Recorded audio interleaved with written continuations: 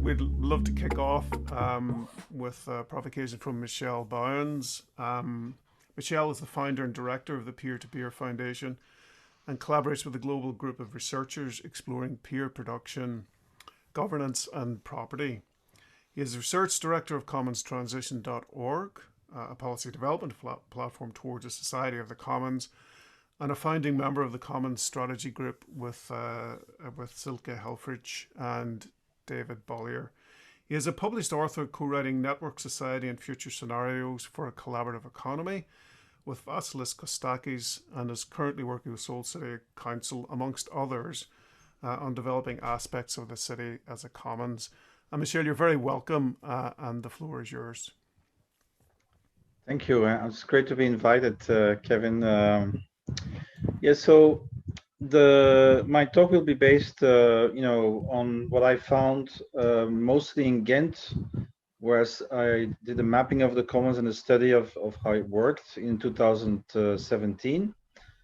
And I just finished a new synthesis on the urban commons for Seoul City.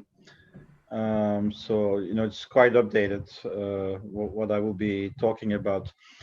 So the first image that you see is a slide that kind of tries to explain that there's a new emergent logic in the cities. I want to briefly mention that when you look at the number of urban commons, and so what is an urban commons? It's a shared resource, some kind of provisioning systems like food delivery or transportation or mobility, which is being mutualized and run by the people themselves. They went up by a factor of 10 in 10 years. So there's a good chance today, if something new comes up in a city, that a citizen collective is going to choose the commons form as a way to work. And so in Ghent, which is a city of 300,000 people in the northern Flanders, we went from 50 in 2008 to 500 when we studied it. I need to pause a minute for the plane. No problem. Are you near an airport? Yes. And there's no COVID anymore here, so the frequency is going up. So so what you see here is that in this new model, the value is created in the commons. That's the central egg that you see on the screen, through contributions. People freely contribute to an open collaborative system, and they share a goal. They want to construct something together. But also on the left side, you see infrastructural organization. That means that actually, when you scratch a little bit, you see that there's still kind of like non-profits operating, but in a new role. They don't dictate what is going to happen, like before, but they create the conditions for the collaboration. So I call them for benefit associations in that particular context. And what you see on the right, the egg on the right, is that in order to survive and thrive, these new commons generally want actually to be autonomous, and so are going to look for some kind of market activity and portfolio of added value that can maintain themselves over time. So it does also actually create some kind of economic life around the commons. Think about open source, the free software that is already 1/6 of GDP and employs 70 million people in 2011 in the US. So what you also see is 5 little arrows, and that really is to show that the city plays a huge role, even informally. So it supports infrastructural organizations, it functions as an incubator for commons projects, it supports the commons directly, it supports a business incubation, and it may also support the little SMEs that come out of these activities. So that's kind of the general idea of what is happening today. And this is basically how the cooperation happens. So I'm sorry it's in Dutch because it was produced in Ghent.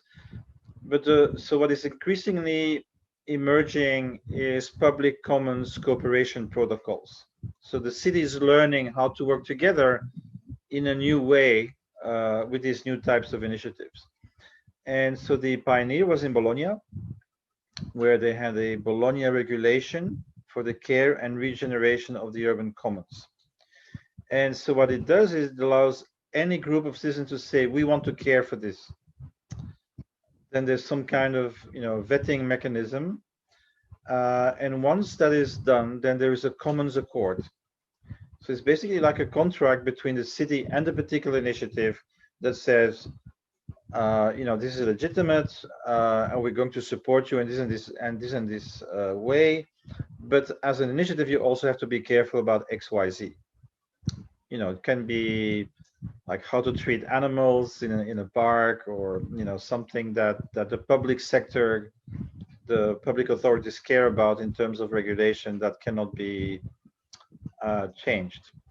And so then the city acts as a convener for the support coalition. And in Italy, they have the quintuple helix governance method. So this is called poly-governance, multi-governance, which has the city, the commercial sector, the NGO sector, the research sector, and all four at the service of that fifth sector, which is the civic commons sector, sometimes called social innovation.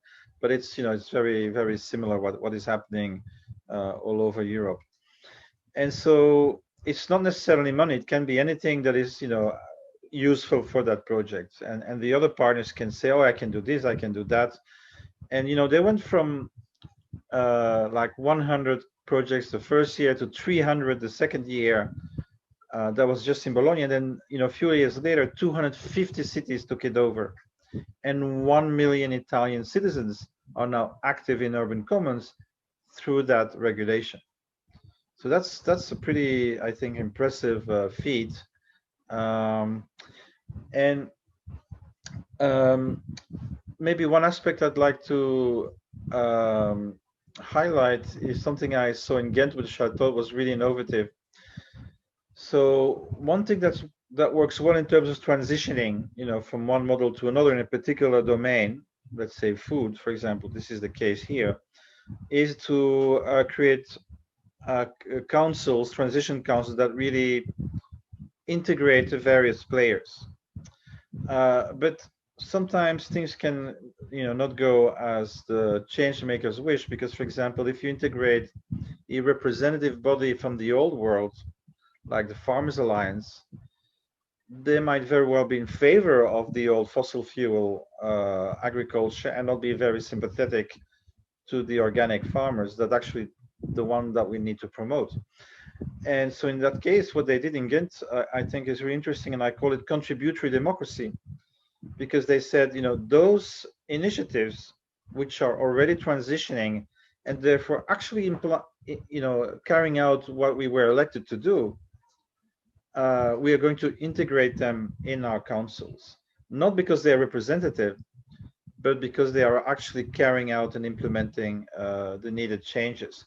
And this is very powerful in a council because it undercuts any discussion about it's not possible, because they're already doing it, right? So that creates like a kind of stimulus.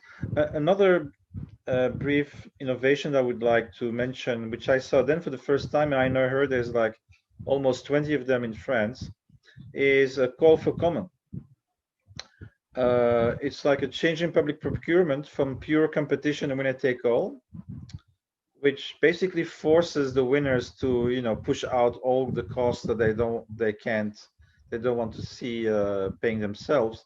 So there's a lot of externalities, to a non-competitive bidding process, which says we'll give this budget to the coalition that has shown to be able to coalesce the highest number of citizen groups and individuals.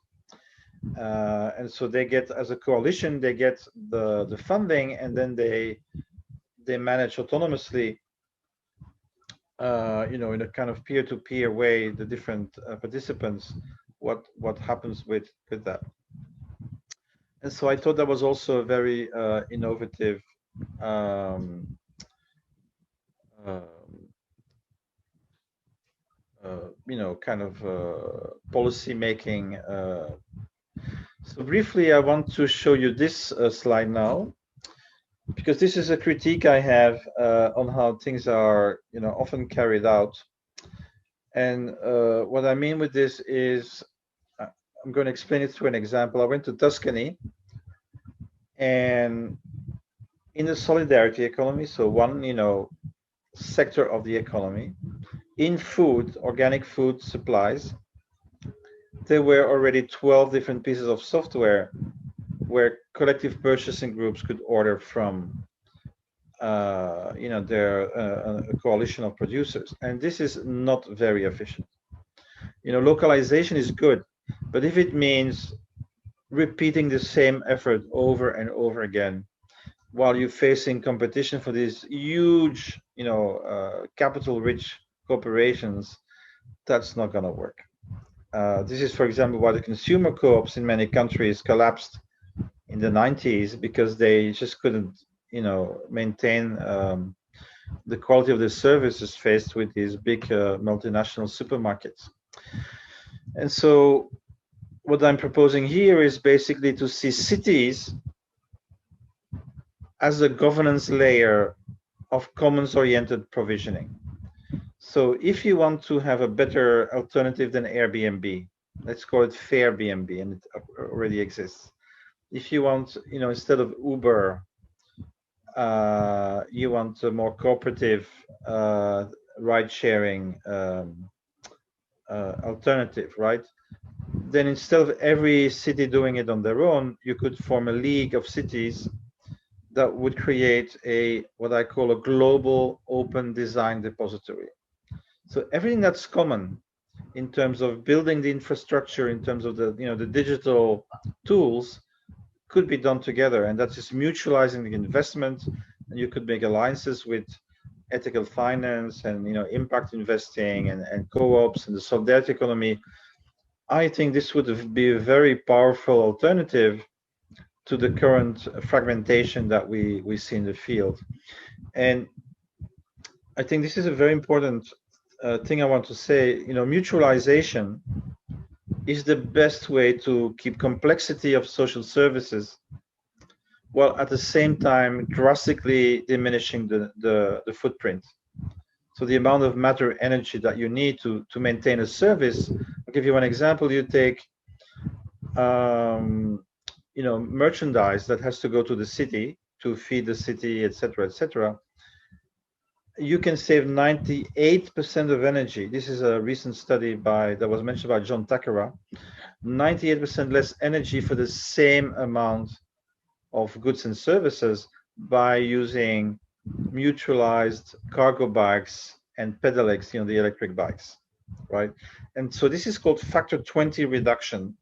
And a lot of people are trying to do this, for every provisioning system. So what kind of smart mutualization can we use that maintains a very high level of quality and service, but uses a lot less matter and energy, so that we can live within the planetary boundaries. So I see the commons not as something nice to do, but as something really vital in the transition. And then I think these kinds of governance cooperations are really important to make the commons, competitive is not the right word, so maybe we should say cooperative. But I think that's very important. I want to maybe end with another piece of vocabulary, which we call cosmo-local production. And this is a model whereby everything that is light is global and shared, and everything that is heavy is localized to a reasonable level. So we can use the word subsidiarity at the lowest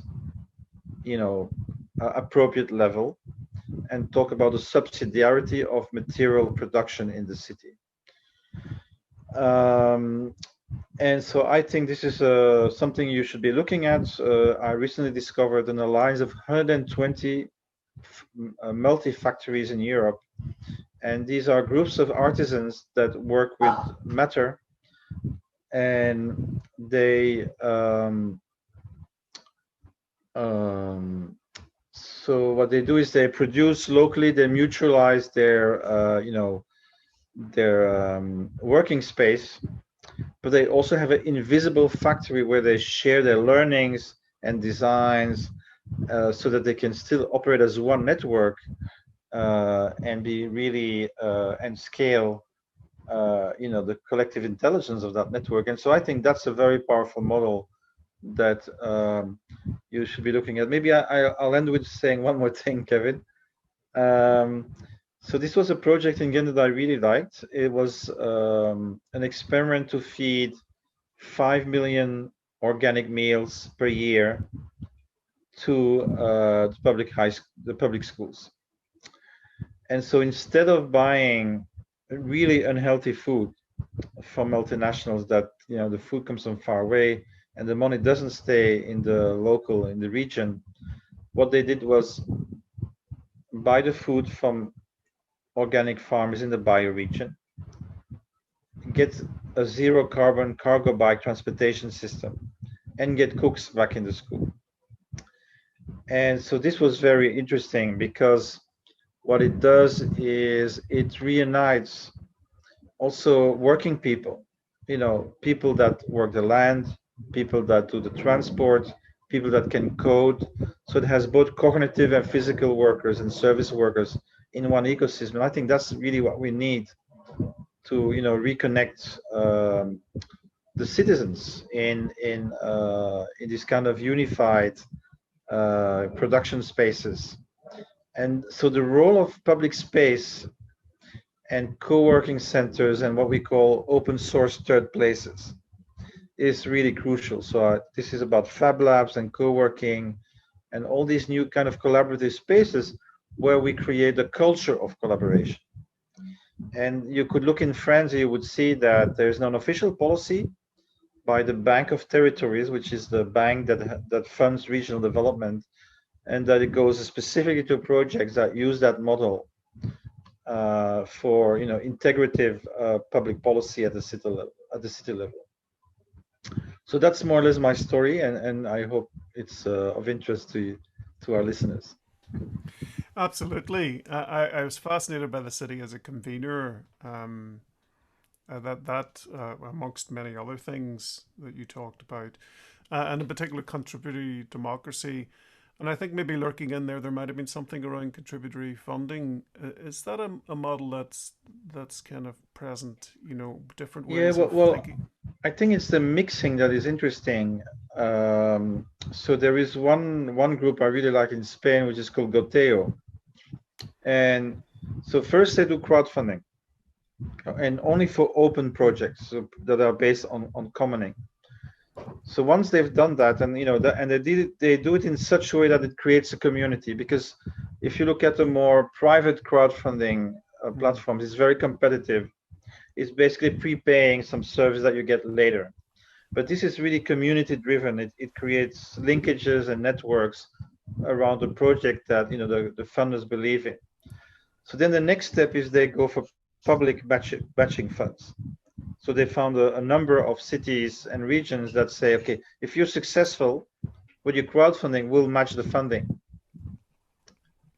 And then they go third step, they call it cloud funding, is where they go to the institutional world. And then they go to the big NGOs and the banks and the impact investors. I mean, that I think is a very powerful method, also because it diminishes dependency on any single funder. Right, you got citizens involved, you got public authorities involved, and then you can have publicly minded private sector entities involved. And that's a good thing, because you have a portfolio of funding, but you have a methodology, right? It's not just fragmented, it's based on a integrated methodology. Wow, fantastic, Michel. Really great stuff.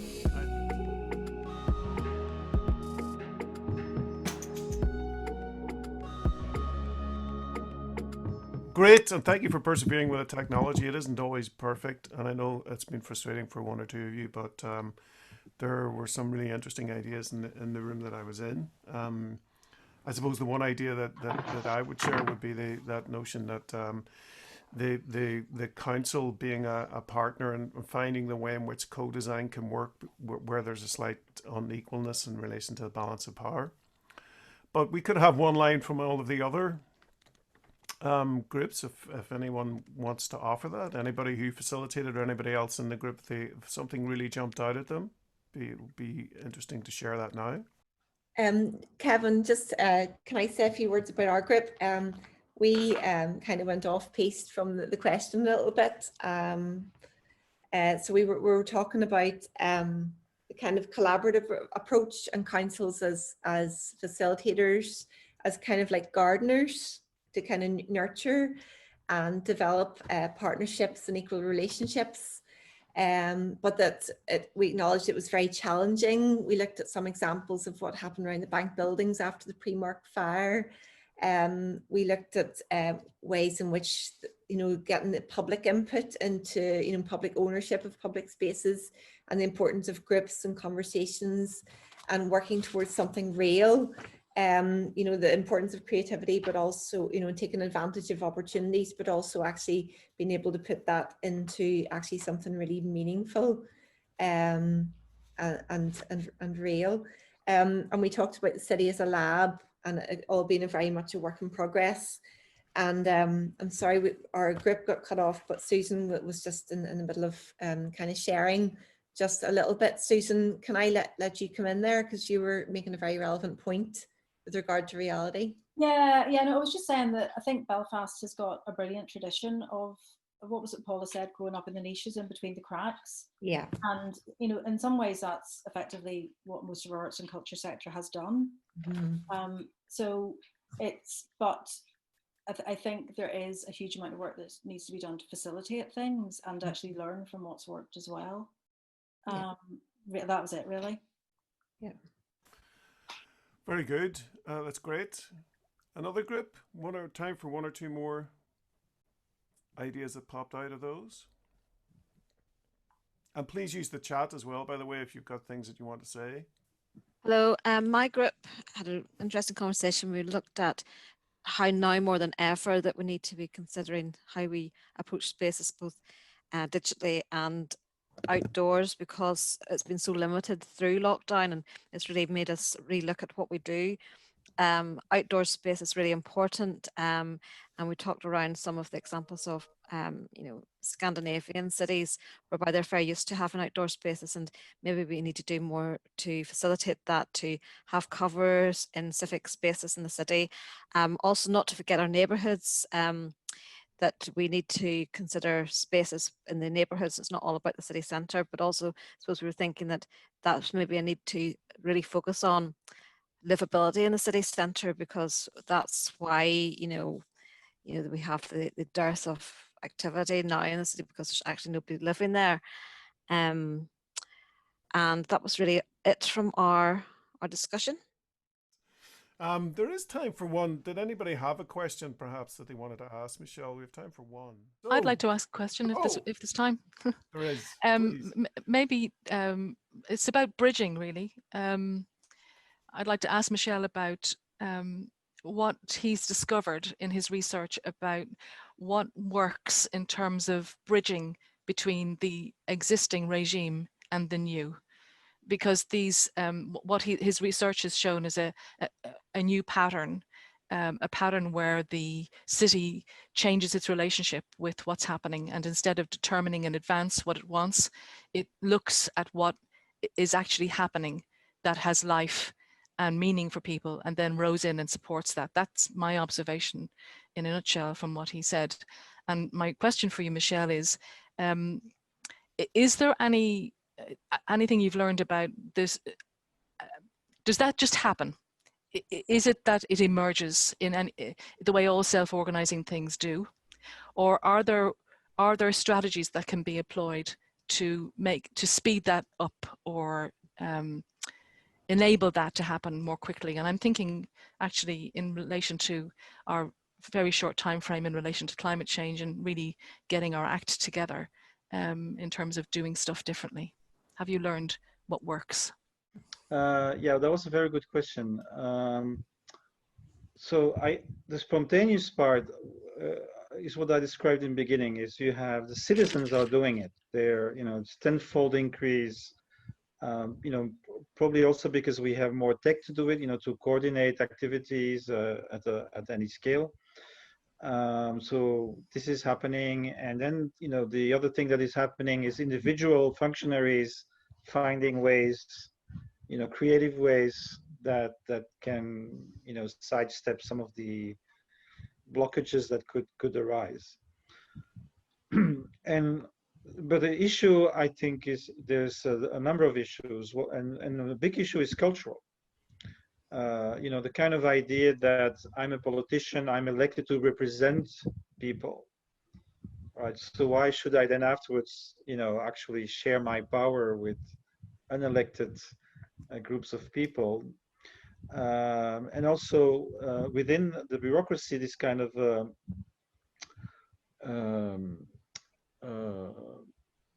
kind of I don't know if you know the book Seeing Like a State from James Scott, but you look at the world in a very particular way about all the things that can go wrong, and that's partially because you're living in a capitalist world where a lot of entities are thinking about their own interests, right? So that there's this culture. So that's a big issue. So, for example, I talked a lot with Christian Iaione, who does LabCov. He's been working with a lot of these Italian cities, Co Torino, Co Bologna, and stuff. And he says that the cultural work within the city is very important. So, actually about the mentality of the functionaries and showing them that this is another paradigm, that it's possible to do that. But I would also say that it's not obvious on the other side either. For example, in Ghent, we had a very motivated mayor. There was a department of participation within the city, which had a dozen years of experience.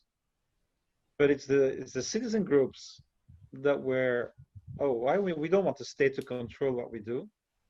So it's not just pointing the finger at functionaries.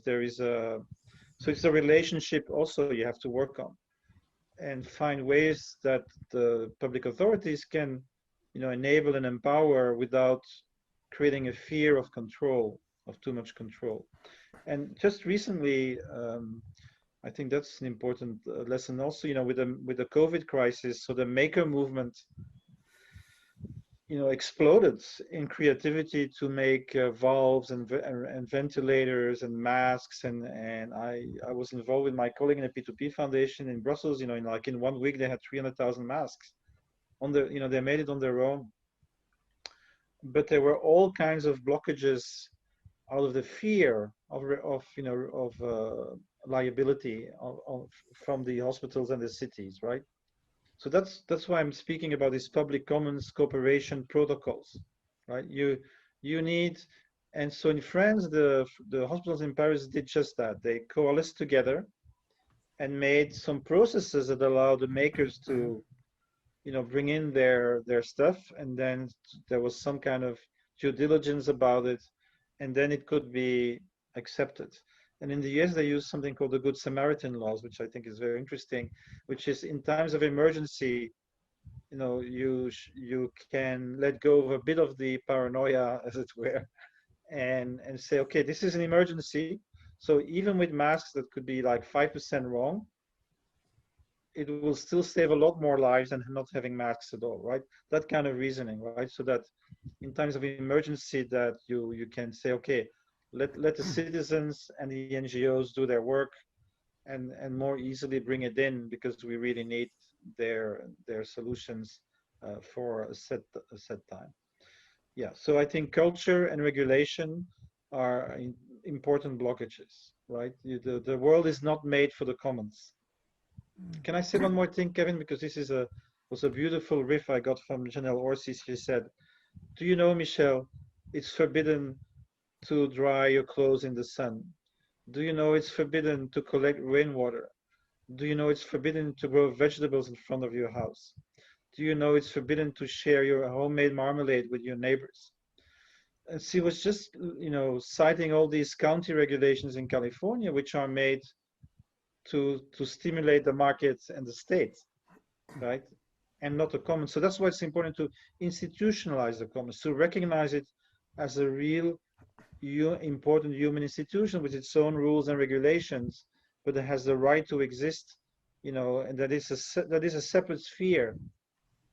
And then we have to look at how the market and the city can work together, with the sphere. Fantastic.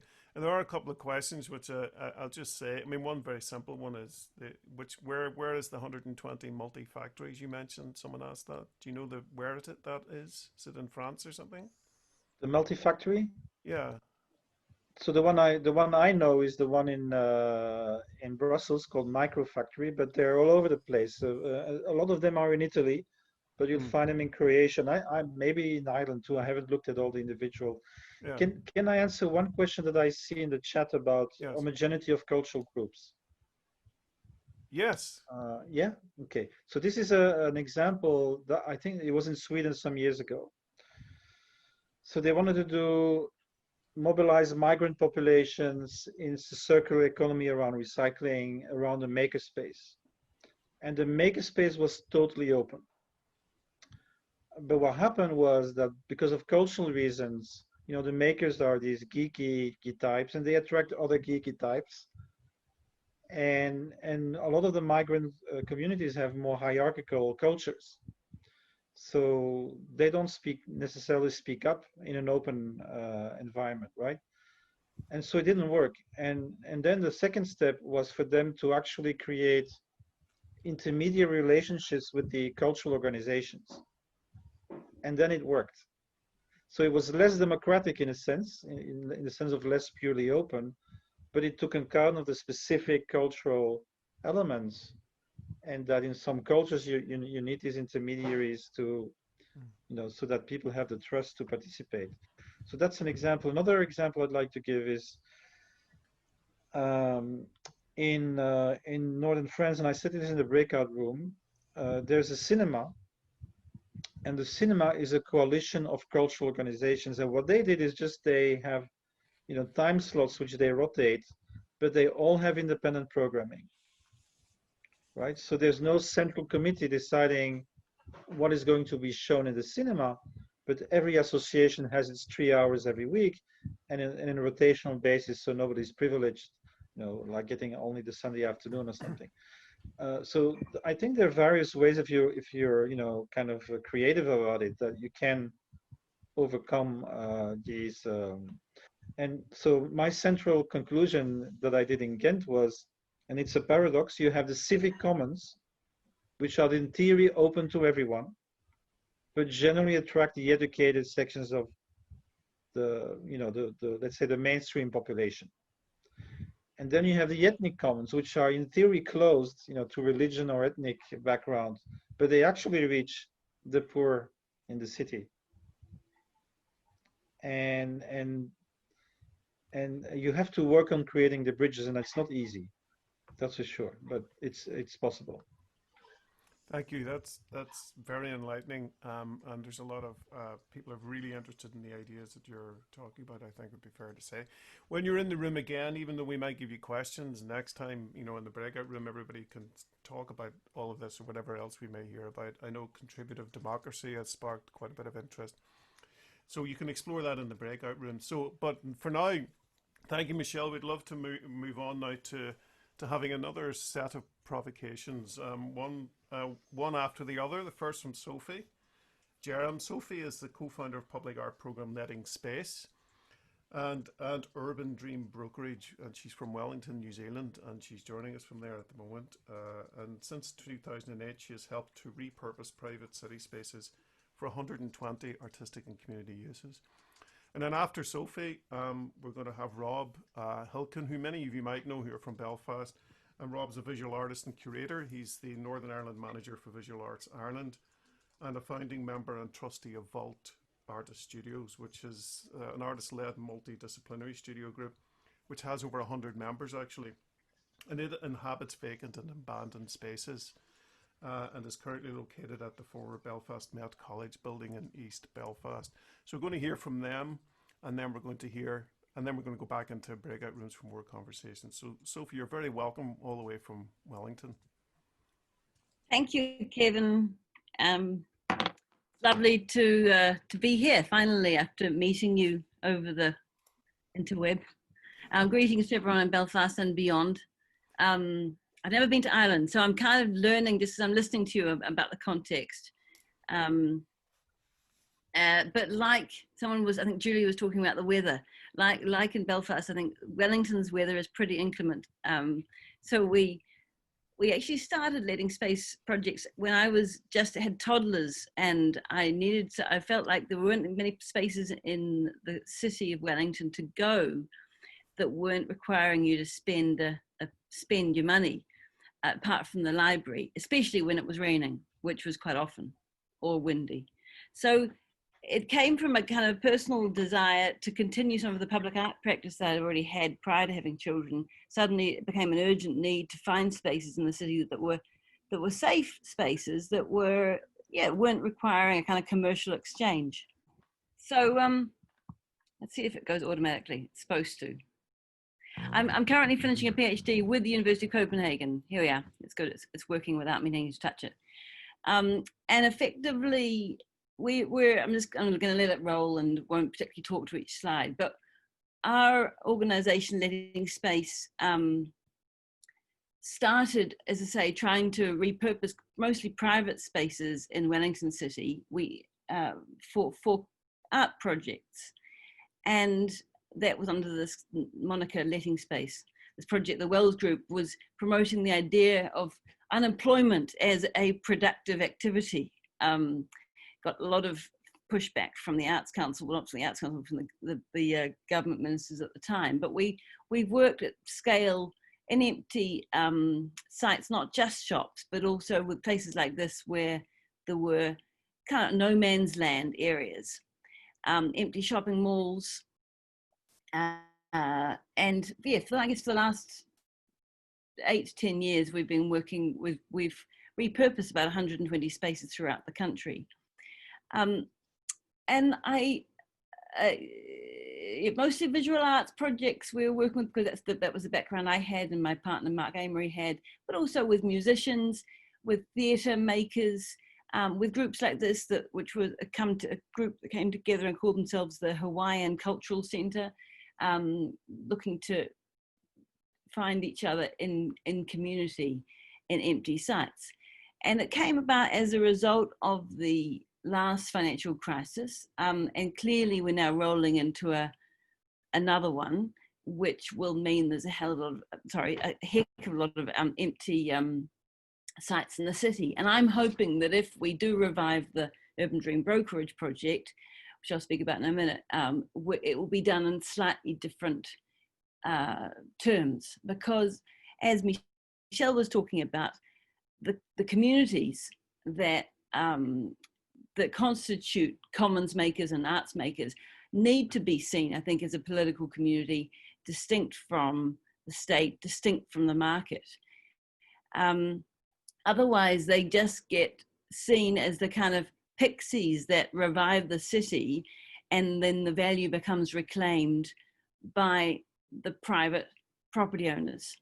That's been our experience. So essentially, the Urban Dream Brokerage was a project that came after we'd started a series of works in private spaces. We realized there are a lot of people who would like to do projects, and the city of Wellington paid us to open our visitors cards, or our Rolodeck of contacts out, so that we would find project spaces for other people who applied. And we set up a system, a process to do that, and on the panel to decide were included property owners, included city people, included artists and urban planners, to decide what would be a good, which projects would get spaces. We used a really good piece of software. Michel was talking just before about how technology can sometimes assist this, and we use Lumio, which is an open source. There are, Michel, an open source software which allows people to make decisions pretty quickly online, and that really assisted in fast decision making. And the key was that rather than controlling as curators the narrative, the Urban Dream brokerage was much more an open source one. And again, another key aspect, which I think I'd just like to, I guess, use as a provocation from the discussion that came up before, is that you got to, I guess, ask who's got the sense of permission around these spaces in the city. Now, we had some permission because we were being paid by the city, but we had to negotiate hard with the property owners. And then once we negotiated the site, between 3 days and actually 5 years was the longest project, but most of the projects lasted between around 2 or 3 weeks, sometimes 2 or 3 months. But they were temporary projects, and once the site was given over to them, we really encouraged the artists to have the sense of permission. And I think that's really a key for this revival, is that you're returning, it's not just you're watching over them, the community, but you're actually returning the sense of control. So it's kind of for the people, by the people idea.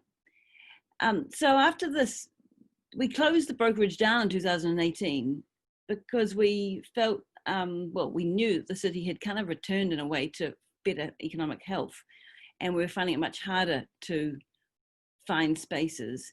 And because we had a series of earthquakes in the city, that took out a few buildings. So there were less buildings to negotiate. The project in Dunedin continued on, however, which is a much larger city with fewer people, and they've continued to run as an independent operation. But my learnings, I guess, lessons, I should say, Kevin asked about, were what would we do again, or what did we gain?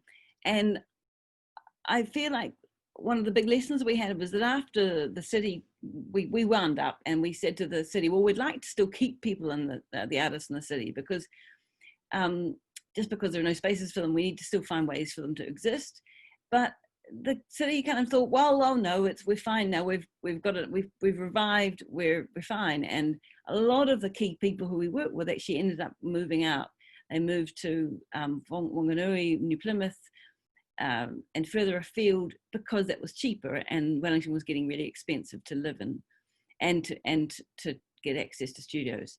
So we kind of let the ball go, and I went on to do university things. My partner went on to media work.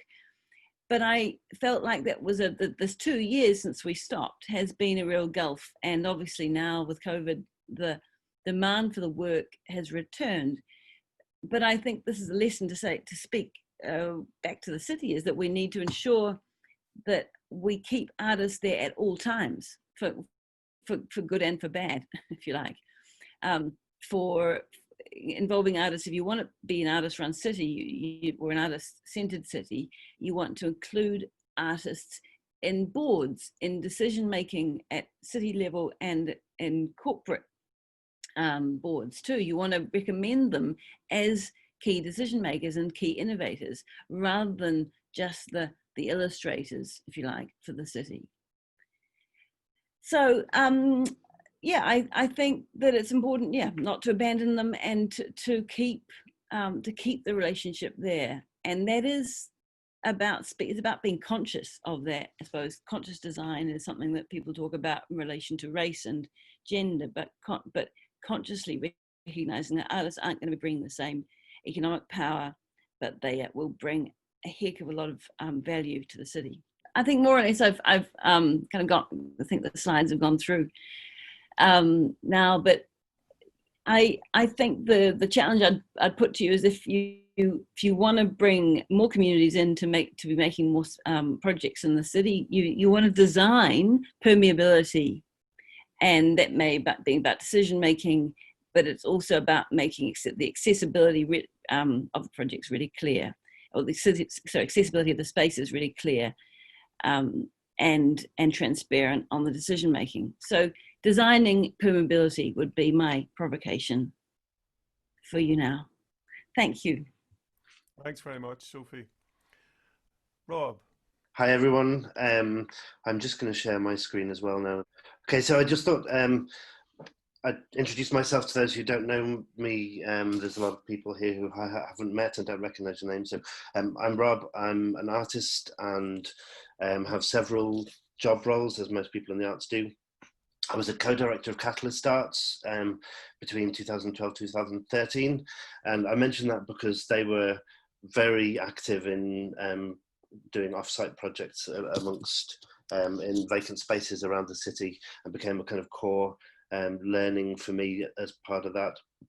I was an invited artist to the Household Festival of Contemporary Art 2 years in a row, and they're probably one of the main arts organisations who are looking at this area of repurposing city spaces. So I would encourage they be involved in much of the conversation going forward. Through Visual Artists Ireland, I launched a project called New Spaces, and that looked at making exhibitions inside businesses in Derry. So we did a program of 16 exhibitions, and so navigating lots of different partners in that project. And then what I'm going to talk about now mostly is my role at Vault Artist Studios. So we were first given a building in October 2016, out of the blue. Adam, who's here, received an email and quickly put together a group of 23 artists with the idea of having a building for a year, and what could we achieve in that time. We wanted to have a huge impact in a very short space of time. To make that happen, we became a charity in order to avail of rates relief. Had an amazing year, and then moved into the new Tower Street premises in July 2018, and where we expanded to 97. We're now 100 artists, and started to develop long-term plans. And the Tower Street premises is an old performing arts college, so it has a theatre and dance studios, huge studio spaces for the artists, so it's an amazing facility. We had 600 visitors to our launch event. Significantly, we worked with Form Native, Paul's here with us today, to develop a manifesto for ourselves, which really helped consolidate our feelings and desires for the project. Particular highlights have been our social events. We have a members room where it's not been so active during the lockdown, unfortunately, but we have had to bring it back, and regular community lunches, and I'm going to talk more about the community aspect of it in a minute or two. A group of the artists created an allotment at the front of the building, which kind of showed our desire to do things differently. Last year we ran a fringe festival driven by our members that there was over 130 events and performances over a weekend. It was absolutely incredible. Completely self-funded. And then during last year, our events and public program had nearly 4,000 visitors, over 1,200 participants at workshops and talks, and then that kind of culminated in winning an award for the Eastside Arts for outstanding contribution to the arts in East Belfast. So I'm going to just go on to some of the challenges that we constantly face as a large artist-led organisation. It's challenging to balance the needs and desires of a large and diverse membership base. Our members are from all disciplines, so they're visual arts, music, theatre, circus, events, writing, filmmaking. I mean, we consciously take artists from all disciplines, and we want to try and allow members to contribute to decision makings, and that's a big challenge for us that we haven't nailed, but we're working on. We want to improve the diversity of the organisation. I mean, we're probably reflective of the diversity of Northern Ireland as a whole, but there's a lot of work that we want to do in that area, and that's kind of a long-term goal for us. And thinking long-term is generally something that is one of our challenges. We started off as a very focused short-term project, but now we're starting to think about the long-term more.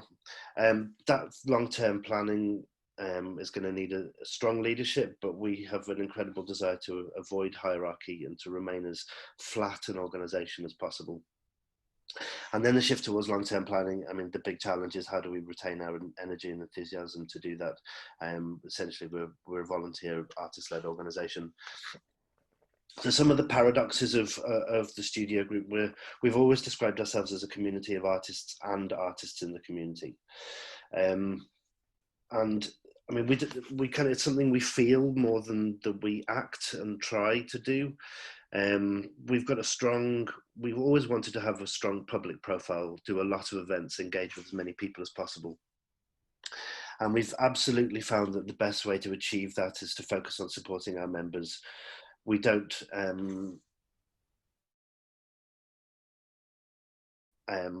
plan much too far in advance like that, but if members want to do something, we try as hard as we can to make that happen. And then the other side, inside, outside, the best, we can shout about how great we are as long as we want, but actually getting others to advocate for us has been essential really in helping us think more long term. And I can talk a bit more about that here. And that inside outside is also our desire to be independent is almost it's a paradoxical situation where they need to be connected. So we've always been self-funded. We've always tried to be financially independent, and we've never had core costs funded by anyone. But during COVID, we lost all of our earned income. So our rentals for the studio space, for theatre space and rehearsal rooms and dance studio all dried up. So we needed emergency funding in that case. And even before COVID, partnerships have been necessary to maintain our independence, and it's some important partnerships that we have with the Sunflower Bar, Eastside Arts and Business, and also the Strand Cinema and the Skenos Centre in East Belfast. So these kind of connecting us with a broader infrastructure, not just in the arts, but in the community, has been really, really essential to allow us to remain independent. And then this is the last point here, really, I think is something we've been talking about, Michel talked about in particular, is that our relationship with Arts Council and Belfast City Council have been really essential. Even though we don't want or need annual funding, we want to have an equal partnership with those organisations, and I suppose DFC as well, and so that they can help us get to where we want to be. So we had a 1 year goal, and that gave us an amazing energy to have an impact. But then the success of that, our artists said, well, hold on a minute, we don't want this to disappear now. So our members asked us to think more long term about what our plans were. But the difficulty here is the longer that we want to remain, the more difficult it gets. So our tenancy agreement, we started off on in the first building with 18 months, then we were on a license for 9 months and another 9 months, and then when those run out, we're on a 1 month rolling lease now. So the more long term we want to be, the more difficult it gets inherently.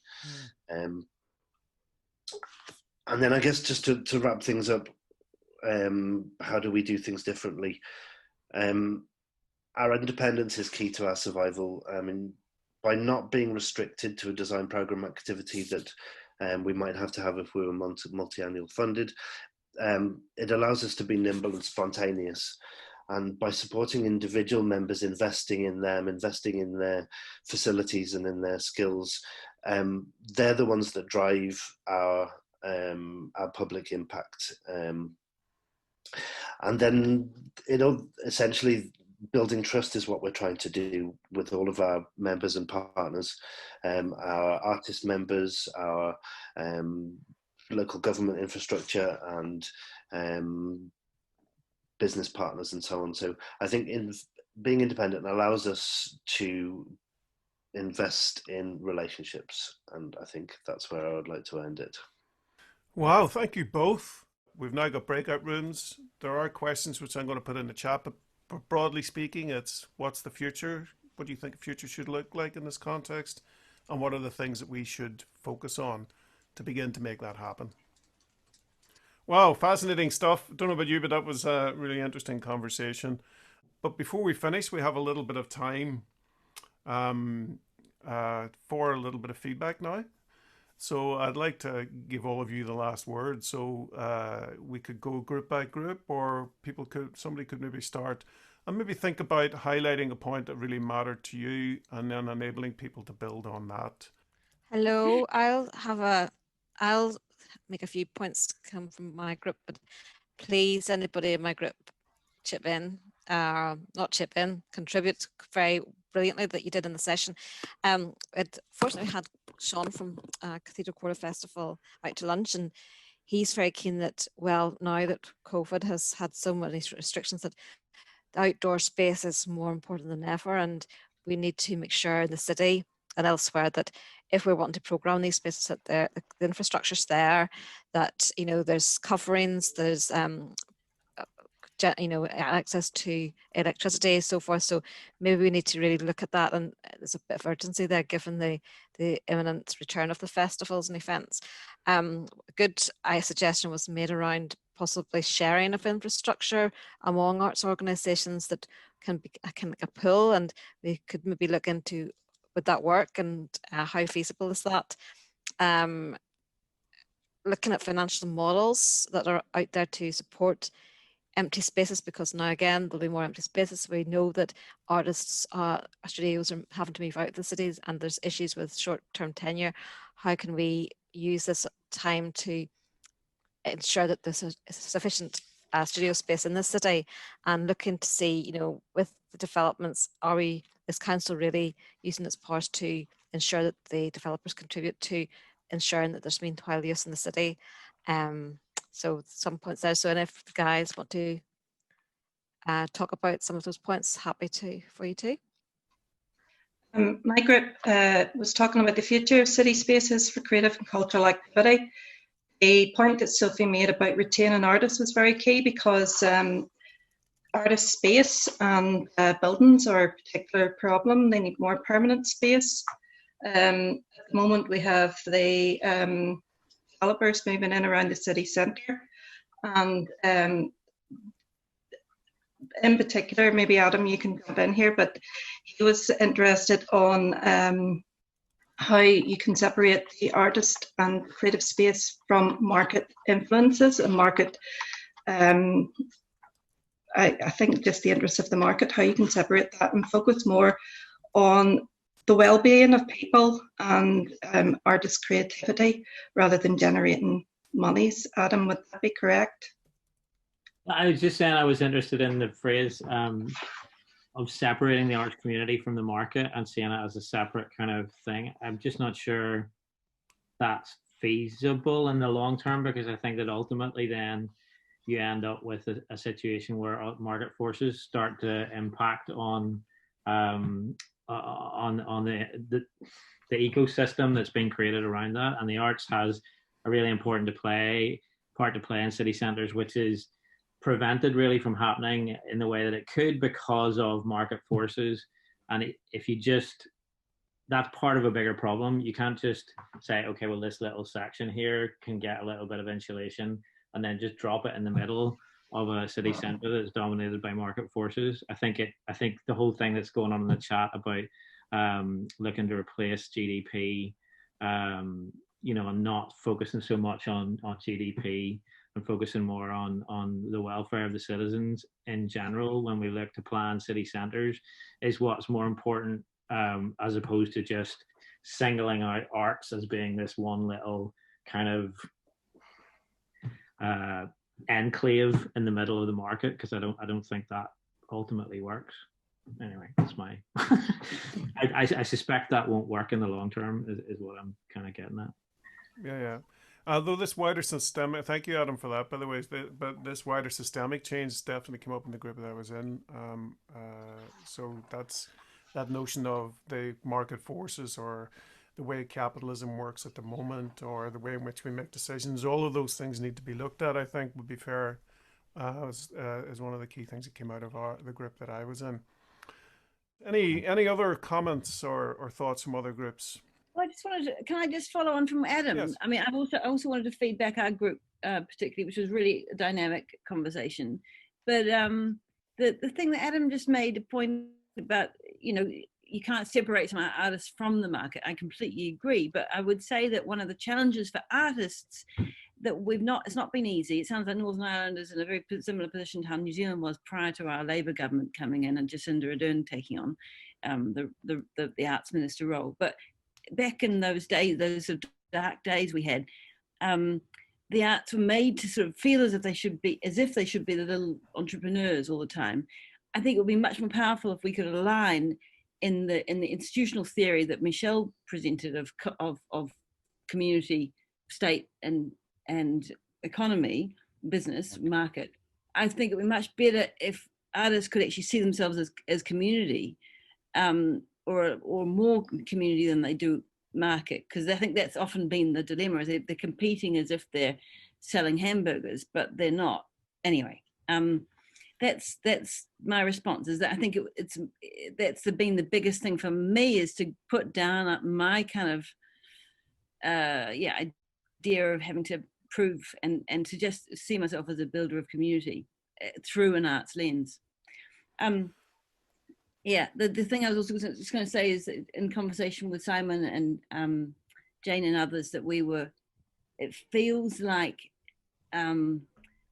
often arts groups are being forced to jump into again economic defenders of their own existence, and into the multiplier effect, or the value, the economic value to the city. And it maybe it's just a phase you're going through, but maybe there's an end in sight, like there has been thankfully in New Zealand, but it might also be an ongoing condition. I don't know. I think one thing sort of just to build on that, Sophie, a little bit, what came out of our group was this idea of legitimizing, as opposed to always saying it, as you say, making the arts fit into something else, just saying what the arts and cultural things are doing and what the value of that is, and so making that a legitimate thing to be doing. That seemed to be a strong thread too in the group that I was in. So I think that builds on that. Any other points building on those things, or indeed asking questions that might challenge some of the assumptions we're making here? For any brave soul? I'll be brave enough. It's just it's the notion of diversity, and I keep going back to it. As I said in the group, I live on the Ormer Road, and I'll be forgiven for thinking that I live in a multi-ethnic city, and I don't. It was touched on when the last application to the City of Culture, when someone was brave enough to write in the document that the notion of diversity in the city is seen through the prism of orange and green. And we've really, really, really got to work hard both as a city and a society, and I suspect it could be led through the arts, that the arts and cultural life, rather, could be the catalyst for wider inclusion. Because at the minute, there seems, to me anyway, it seems to be a great disconnect, and we haven't found the mechanisms to talk to those new communities that have come into our city in the last 10 years. I'm not saying there isn't any, I'm just saying there's not enough. It's an observation more than a question. Yeah, thank you very much, Simon. Yeah, I agree. Again, I heard that throughout the conversations that I have, is about also getting these diversity of voices around the table. Those who are on the ground doing things, but also those who have influence, or in the policy making or decision making side, or hold budgets. We're not going to be able to solve this by unless we do bring these things and these people together, I think. Can I just ask everybody and read what Michelle's last comment in the chat was, because it's brilliant, by the way. Why'd you read it out? Oh God. I have my own theory about this, and it involves something quite radical, which I call contributory funding. Essentially, today we create money through extraction, and then we redistribute through taxation or philanthropy. I think we should have open and public transparent ledgers where citizens can have their contributions vetted, say decarbonisation, so not competitive procurement, but direct funding of positive social and ecological contributions. In the end, it's really about where the surplus goes. That's amazing. Sorry. Yeah, no, that's great. And please do save the chat if you can. We will, and that will form part of the notes. Screenshotted it. But thank you very much, Adam, for bringing all of our attention to that. So I think it's time to say goodbye. It's 12. I realize people's time is precious. And thank you for sticking with us. So, you know, you can be friendly, wave goodbye, say goodbye. Lovely to be in your company. And see you next week if you're coming. All the best. Take care. Bye. Bye, everybody. Bye-bye.